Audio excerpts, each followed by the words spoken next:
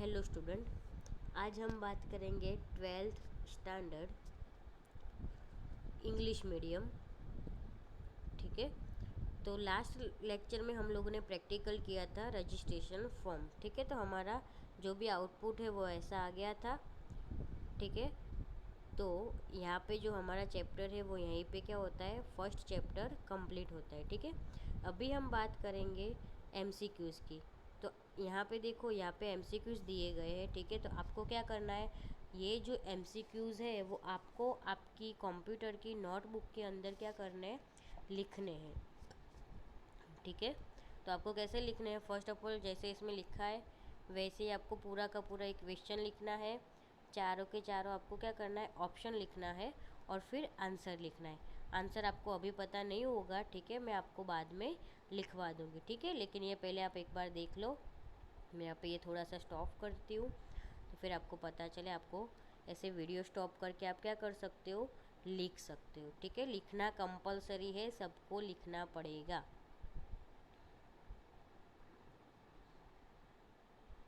सारे ऑप्शंस आपको लिखने हैं, क्वेश्चंस लिखने हैं। ठीक है, और आंसर हम लोग बाद में कर लेंगे। ठीक है,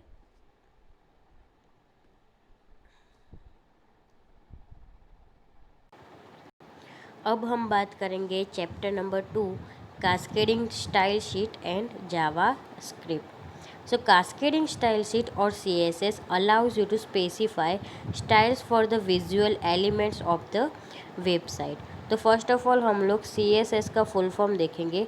CSS का फुल फॉर्म क्या होता है, कास्केडिंग स्टाइल शीट। ठीक है, याद रखना, MCQs में भी आगे आएगा।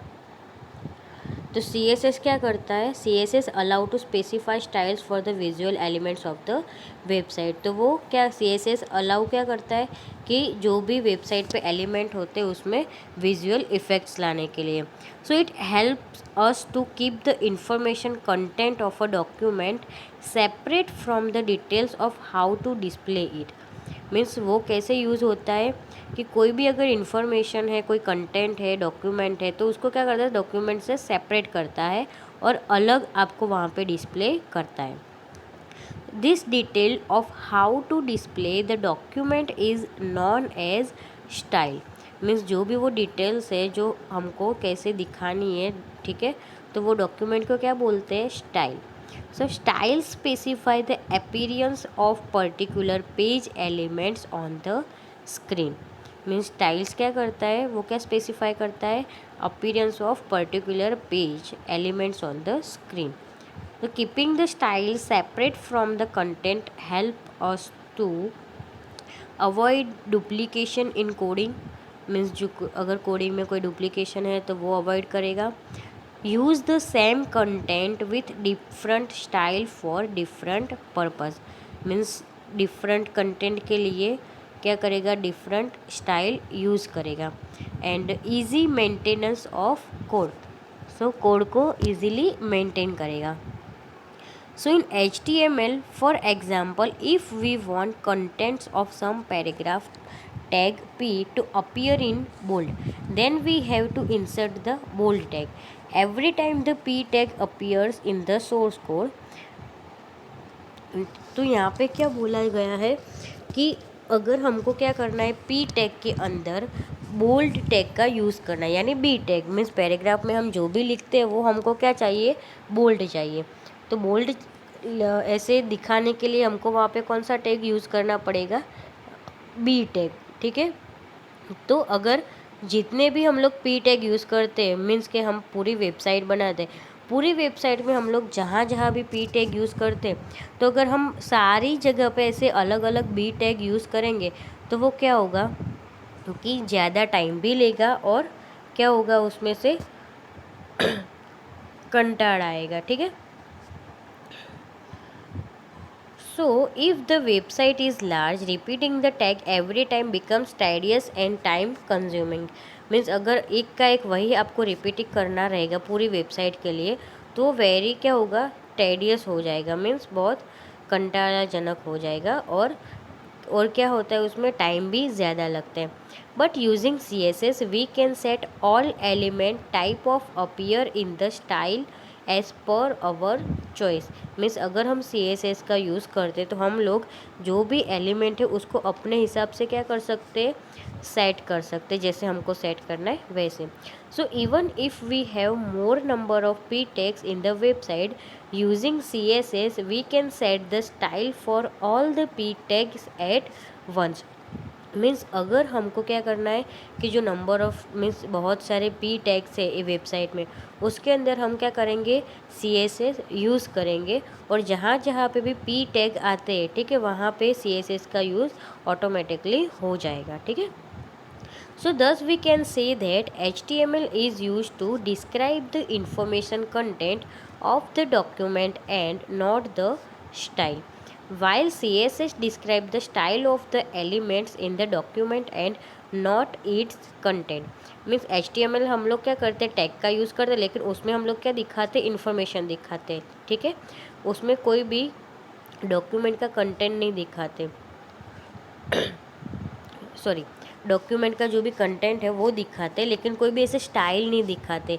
लेकिन CSS में हम लोग क्या करते हैं, CSS में उसका ऑपोजिट है कि उसके अंदर हम लोग क्या दिखाते थे, स्टाइल दिखाते हैं। मीन्स कौन सा टैग यूज़ करना है, कहाँ पे कौन सा आपको क्या चाहिए, ठीक है, उसके हिसाब दिखाते, लेकिन वहाँ पे हम लोग डॉक्यूमेंट नहीं यूज़ करते, ठीक है। So using CSS we can control the font types, font and element colors, paid spaces, margins and element position in our website। Means हम क्या कर सकते हैं, अगर हम CSS का यूज़ करते हैं तो उसके लिए हम लोग क्या कर सकते हैं, फॉन्ट का CSS के अंदर हम लोग फ़ॉन्ट टाइप्स चेंज कर सकते हैं, फ़ॉन्ट को चेंज कर सकते हैं, उसके अंदर कोई एलिमेंट कलर आपको डालना हो तो डाल सकते हैं, पेड स्पेसिस जो भी है, ठीक है, वो सब कुछ हम लोग क्या कर सकते हैं, मार्जिन्स है, एलिमेंट पोजीशन है, वो सब कुछ हम लोग क्या कर सकते हैं, CSS में ठीक कर सकते हैं, ठीक है। So here the syntax of CSS। The syntax of CSS consists of special symbols known as rules. A CSS rule has two main parts, a selector and one or more declarations। Means CSS है, CSS में कितने part है, दो है, selector and declaration. So the selector is the HTML element on which you want to apply the style। Means selector क्या है कि आपको आपने जो HTML का डॉक्यूमेंट बनाया है उसके अंदर आपको कहाँ पे CSS का CSS जो बनाया है वो आपको जो स्टाइल बनाई है वो आप वहाँ पे कौन से टैग पे यूज़ करना चाहते हो, ठीक है, तो सिलेक्टर में वो आएगा। As the declaration consists of a property associated with the HTML element used in selector and its corresponding value। Means जो भी आप प्रॉपर्टी डिक्लेयर करते हो, ठीक है, जो HTML एलिमेंट के साथ क्या है, एसोसिएटेड है, ठीक है, तो वो क्या किस में लिखेंगे हम, सिलेक्टर के बाद जो प्रॉपर्टी और वैल्यू आती है उसमें।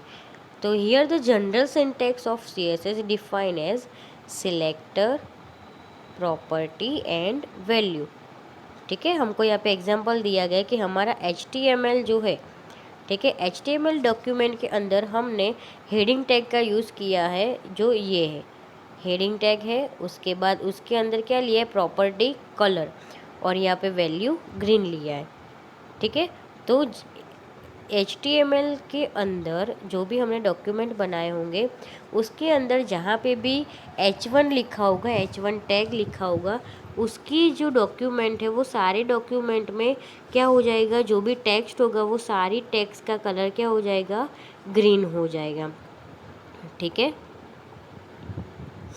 So we can easily add CSS using Composer। Let us learn about to add CSS to a web page in Composer। Means अभी हम क्या बात करेंगे, CSS वेब पेज के अंदर कैसे CSS Composer के वेब पेज में कैसे यूज़ करते हैं, ठीक है। To make sure that Composer uses CSS by default, ठीक है, इतना याद रखना, ये श्योर होना चाहिए कि कंपोज़र बाय डिफ़ॉल्ट CSS का यूज़ कर रहा है या नहीं। तो आपको क्या करना है, उसको ओपन करने के लिए एडिट में जाके प्रेफरेंसेस पे क्लिक करना है, ठीक है। एडिट में जाके प्रेफरेंस पे क्लिक करोगे तो आपको ऐसा डायलॉग बॉक्स दिखाई देगा, देखो, ठीक है। एडिट में प्रेफरेंसेस पे क्लिक करोगे तो आपका ऐसा डायलॉग बॉक्स होगा। सो select the general category on the left side of the window, means देखो यहाँ पे जनरल कैटेगरी सिलेक्ट किया हुआ है, ठीक है। उसके बाद select the check box use CSS style instead of HTML elements and attribute if it is not selected, means देखो यहाँ पे जो डायलॉग बॉक्स है उसके अंदर ये जो है use CSS styles instead of HTML elements and attribute, अगर ये यहाँ पे चेक नहीं किया हुआ है तो आपको यहाँ पे क्या करना है, उसको चेक करना है, ठीक है। So composer will now use the CSS style instead of HTML to format the text, means अभी हम क्या कर सकते हैं, उसको use कर सकते हैं।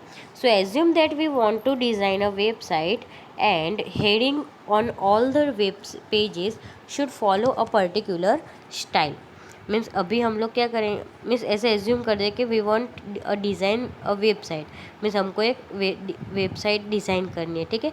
और उसका जो हेडिंग है वो जो भी जितने भी पेजेस है, सारे पेजेस में जितने भी हेडिंग आते हैं उसकी CSS हम बनाएंगे कि उसके अंदर हमको क्या चाहिए और क्या नहीं चाहिए, ठीक है। तो यहाँ पे हम लोग क्या करेंगे, तो वेबसाइट के अंदर जितने भी H1 टैग यूज़ होते हैं तो सारे H1 टैग के अंदर मुझे ऐसे चाहिए, ये जो फॉन्ट है, फॉन्ट में सारे फॉन्ट्स कैसे होने चाहिए, टाइम्स न्यू रोमन में।